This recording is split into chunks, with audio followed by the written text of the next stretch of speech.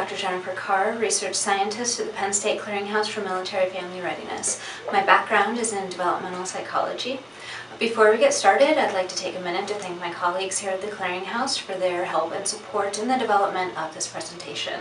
Okay, let's get started. One of the services that the Clearinghouse provides is to vet programs and place them on our Continuum of Evidence.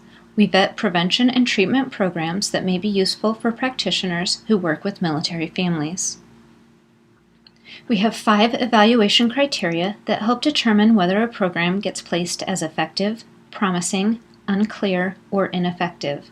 These criteria are significant effects, sustained effects, external replication, study design, and a set of additional criteria. First, I will talk about how each of these criteria are related to the effective, promising, and unclear categories. Then I will discuss our ineffective category. First is significant effects. In order to qualify for the effective or promising categories, a program must show statistically significant evidence of a change in behavior. There must also be no negative effects found. If effects are unclear due to mixed results or questionable evaluation design, then it qualifies for the unclear placement. Next is sustained effects. In order to qualify for the effective placement, a program must show that its effects last either 2 years from the beginning of the program or 1 year from the end of the program. For a program to qualify as promising, it must show effects 1 year after the beginning of the program or 6 months from the end of the program. If a program has not assessed effects at least 1 year from the beginning of the program or 6 months from the end of the program, then it qualifies for placement in unclear. Third is external replication. Positive effects must be demonstrated twice in order for it to qualify for the effective category. 2 studies must find sustained effects in randomized controlled trials. One of those studies must be conducted by someone not affiliated with the program. If the program has not been evaluated by someone other than the program developer, or if the external evaluation has limited design or sustainability, then it qualifies for promising or unclear. The fourth criteria is study design. A program must be evaluated using a randomized controlled design for it to qualify for the effective placement. If a program has at least a quasi-experimental design, it qualifies for the promising placement. If a program uses a poorly controlled quasi-experimental design, is a pre-test post-test design, or is purely descriptive, then it qualifies for the unclear placement.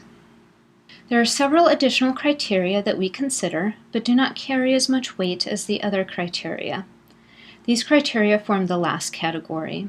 They are having a representative sample, providing a description of the intervention, using adequate outcome measurement, having practical significance, identifying important adverse effects, having modest attrition, using an intent to treat approach, and accurately interpreting results. Once we have determined where the program falls on each criteria, we determine the final placement. The final placement is the lowest placement that has been made on any of the criteria.